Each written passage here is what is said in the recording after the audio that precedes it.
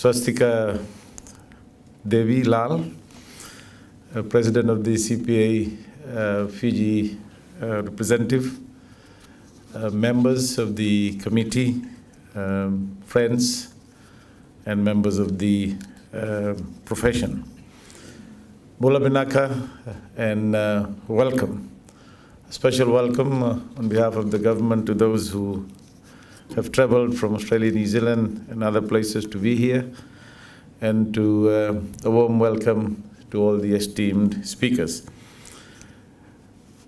It is, I'm actually quite delighted to be here. I know CPA Australia has been holding symposiums like this for a while, and I feel it's an important body. And professional accountants like yourselves make significant contributions to the economy, both at the local, national, and indeed at the international level. And as you all know, business management depends on accurate data on its financial status, and indeed real-time results of its operations that helps the business make future projections. Your business success and expansion depends on a well-organized accounting system with adequate procedures, internal controls in place, and the discipline of the accounting profession plays an integral role in private sector growth and stimulating the economy generally. The global accounting industry has also benchmarked its standards with all IFAC member countries abiding by international financing reporting standards. Against this backdrop, however, shifts in the changing global landscape also presents a challenging environment for professional accountants that demands the utmost professional diligence to ensure that businesses and other stakeholders are using accurate and timely data and processes in making day-to-day decisions. And I'm pretty sure that we are all aware of recent developments with accounting standards that have made headlines in the legislative body of our next door neighbor, Australia. And this is not to pass judgment, but rather to remind us all, even people like me, that in this day of technology and openness, nothing no longer is shrouded in darkness. Therefore, every decision we take must be able to pass the test of public scrutiny, whether that is when the Office of the Auditor General does its rounds, or at the next elections, or at the Public Accounts Committee of the Parliament. With the breakneck speed at which automation and sophisticated machine learning such as AI, ChatGPT, now presents profound possibilities, including tax evasion and more broadly, tax avoidance, which is not only an outcome of policy choices.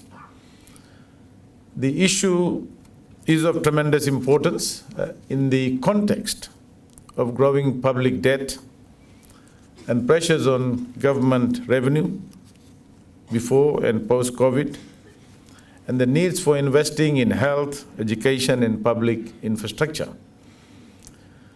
The accounting profession, in my view, can play a key role here in terms of providing solutions to not only tackle issues of tax evasion, tax avoidance, but also help to craft and create a fairer and efficient tax system. In the last 10 months, the coalition government has initiated a number of strategies and a reform agenda to build greater business confidence and to grow and diversify the economy.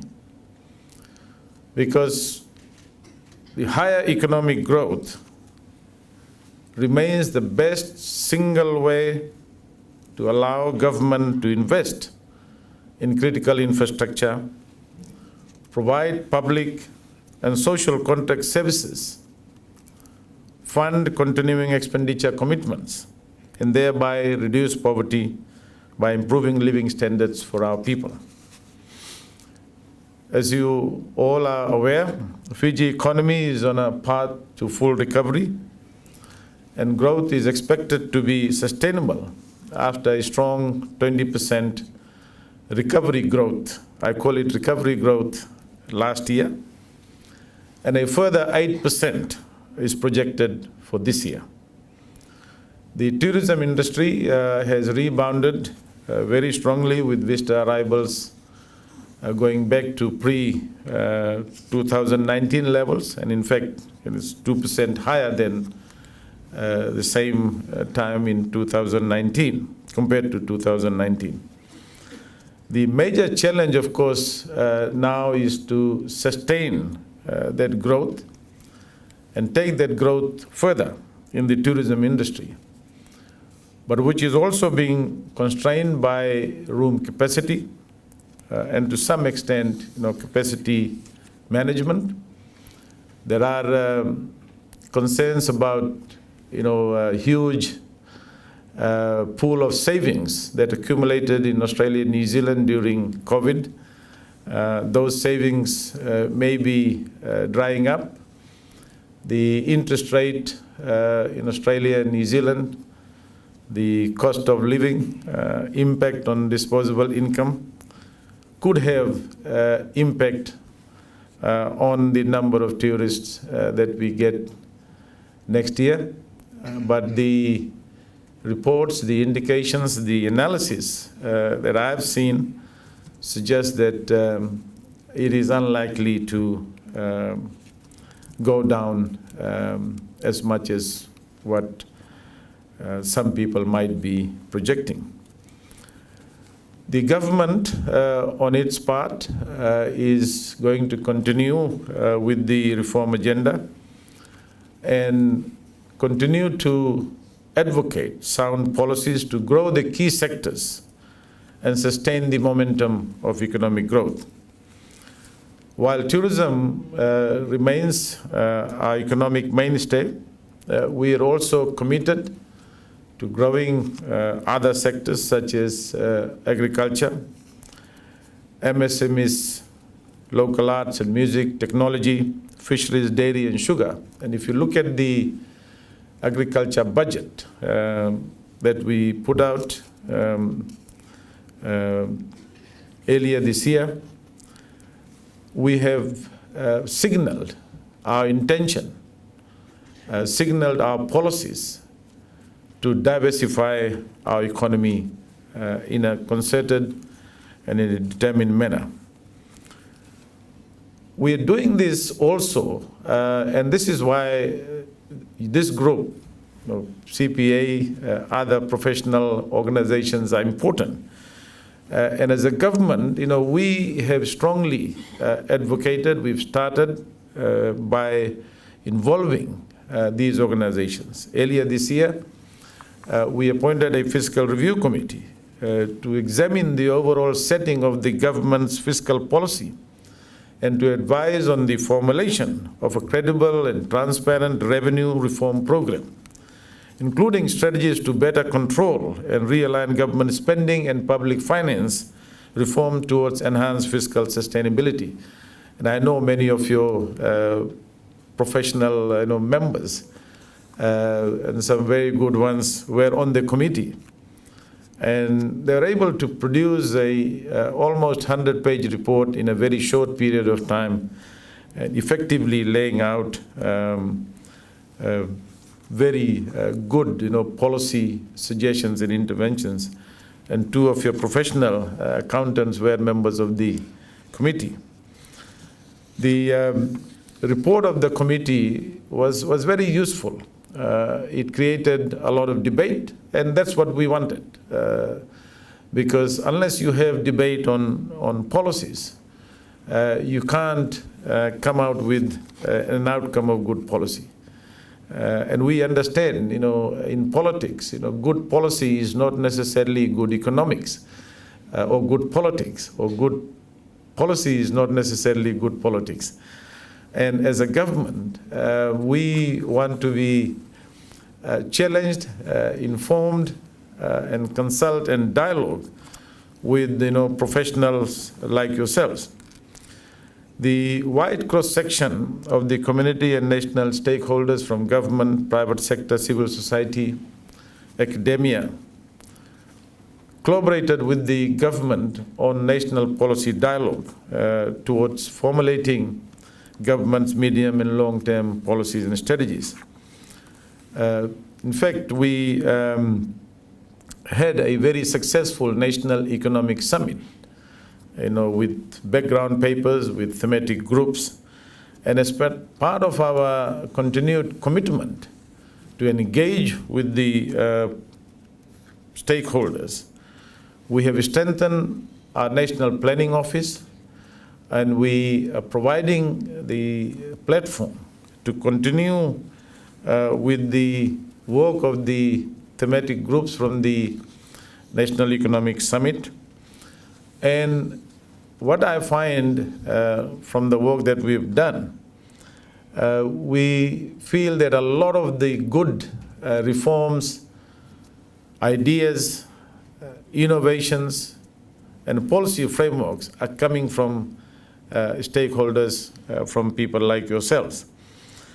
We are now working on a new national development plan.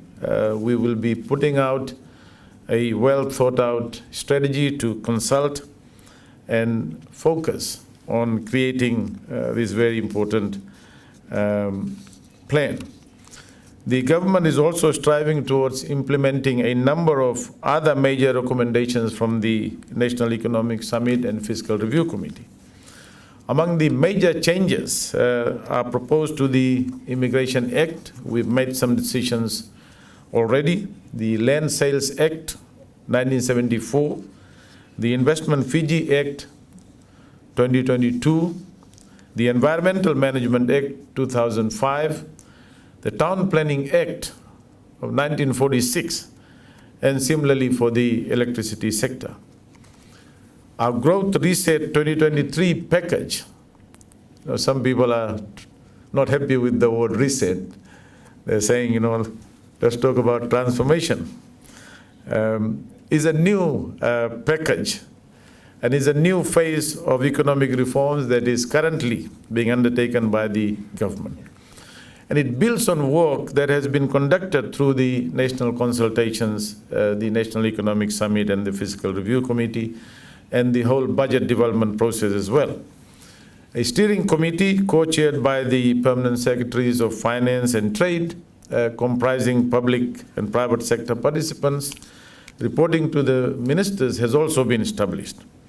The committee involves subcommittees for specific reform, and the 3 subcommittees have been formed to report to the main committee, and these are as follows: a subcommittee on immigration and investment law and processes reform, a subcommittee to review the electricity sector, and a subcommittee on lands and environmental and planning law and process reform. For example, the subcommittee on lands, environmental planning, law, process reform is currently working on streamlining and implementing reforms to boost investment, reviewing, restructuring government systems and processes to reduce the cost of doing business. We have also set up a land task force which is going to soon go around the country consulting, because there's a lot of issues about land leases, premiums, and is holding back investments. I know Fiji is not alone in our experience and challenge of out-migration. In fact, post-COVID, there is a global labor market restructuring, which I think could settle into an equilibrium in the next 3 or 4 years. But we have lost over 10% of the formal sector labor force in the last 18 months. Like every other country, and especially those for whom aging population accelerates the challenge, this places a strain on the private and public sector. And we've been looking at immigration measures and an uptick on TVET training to beef our capacity in the labor market. And you can see some of the policies that we put in the budget to fast-track TVET training. The measures include both short and medium-term policy change strategies. And so far, we've had very encouraging discussions with our development partners, such as Australia and New Zealand, to mitigate this challenge. I don't have to state or restate the obvious when I explain the vulnerability to tropical cyclones, floods, other climate-related disasters. In this part of the world, we hope and pray for 6 months at least that we don't get hit by a devastating cyclone or flood, which affects livelihoods and weighs heavy on our balance sheet and on our economy quite regularly. The recurring natural disasters and additional crises such as COVID-19 pandemic has undoubtedly placed new challenges. Therefore, we are also exploring innovative and sustainable financing models, such as blue bonds or climate financing, to secure the necessary resources for infrastructure, especially water and sanitation. To that end, as you probably already heard, I'm pleased to advise that we've issued a $20 million sovereign blue bond on 8 November 2023, the first ever for Fiji and any other Pacific Island country, the Fiji's sovereign blue bond. A few days later, after the bond was issued, we found that it was oversubscribed with a total bid of over 60 million, 3 times the issuance amount. And I think the oversubscription does indicate the great interest, confidence, and commitment of Fijian investors in sustainable financial instruments. A total of 18 projects have been selected for funding through the Blue Bond, which are expected to yield multiply economic and environmental benefits, focusing on 4 key thematic areas: coastal protection, aquaculture sector, developing sustainable towns and cities with blue town concepts, and enhancing solid waste management.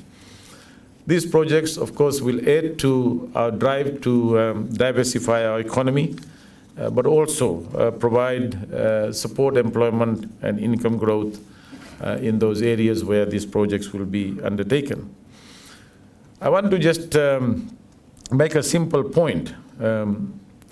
While these models can help financial constraints unique to small island development states such as Fiji, it also means that our environmental, social governance and safeguards be as robust. Naturally, it kind of falls onto the accounting profession to guide us.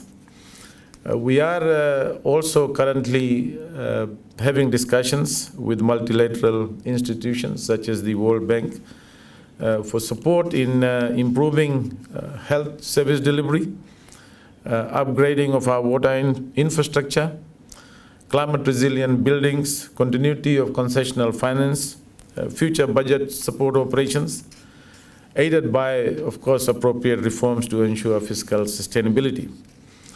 We have already launched a partnership Public-private partnerships or models are usually difficult ones, but if they succeed, they do very well. We have launched what we call a partnership with the International Finance Corporation, arm of the World Bank, an initiative to mobilize $500 million in private financing for a private-public partnership affordable housing project. Phase 1 of Fiji's pilot project will see the construction of 3,000 units for Fijians, earning between 10,000 and 50,000 a year, who typically do not qualify for home loans from commercial banks. And we've had discussions with the banks, and obviously the banks have come on board. One last point I want to make, as a government, we believe in regional solidarity, because only a united Pacific can help us address new challenges in the region like geostrategic competition and climate change. Our Pacific-made solutions will aid us in rising above our unique challenges of smallness, geographical distance from major markets, and narrow economic base. In this time, it is appropriate to talk about deep and meaningful regional integration, and it may see the construction of major infrastructure, because what we say is, if we build a major infrastructure in Fiji, a port or an airport, other infrastructure, we are actually creating what we call regional public good, because a lot of these, Fiji remains the hub of the Pacific, and any big infrastructure project that we create in Fiji is also helpful to our neighbors, and it provides appropriate services. So a fully integrated Blue Pacific and Pacific Zone for Peace, as proposed by our Honorable Prime Minister, must be the near-term ambition for our region. A united, strengthened Pacific regionalism, and I've talked about this in a number of forums before, is the crucial starting point for that. Our people should be able to move back and forth between all the countries in the Pacific region. Our businesses should be able to easily expand across the whole region. And as they do, they will create new opportunities. They will use the Pacific-wide presence to expand in other markets, such as Asia and further afield. They will create opportunities for the region and our people. So it's up to us as professionals and as organizations to create our own ecosystem in our large Pacific Ocean patch of the globe. And we can pull on our strengths to exploit opportunities and turn challenges on the head. And our economies must be prepared to manage any crisis and cushion its adverse impact, particularly on the most vulnerable among our people, both here in Fiji and in the Pacific region. If I were to take us back to where we were as a nation this time last year, immediately post-elections, I'm actually filled with a little bit of humble confidence that new possibilities are within our reach. I keep saying that I can sense a sense of freedom, confidence, and sometimes a little bit of exuberance in terms of what lay in the future. The road ahead is not going to be easy, given the legacies and given the challenges, both domestically and globally. But by working together, having the appropriate dialogue and consultation, and coming out with policies that can have lasting impact on the quality of life of our people, is the vision that we pursue, we are pursuing as a government. And I want to be part of that, and I ask you to be part of that. Thank you for the invitation. Bula Binaka. And धन्यवाद.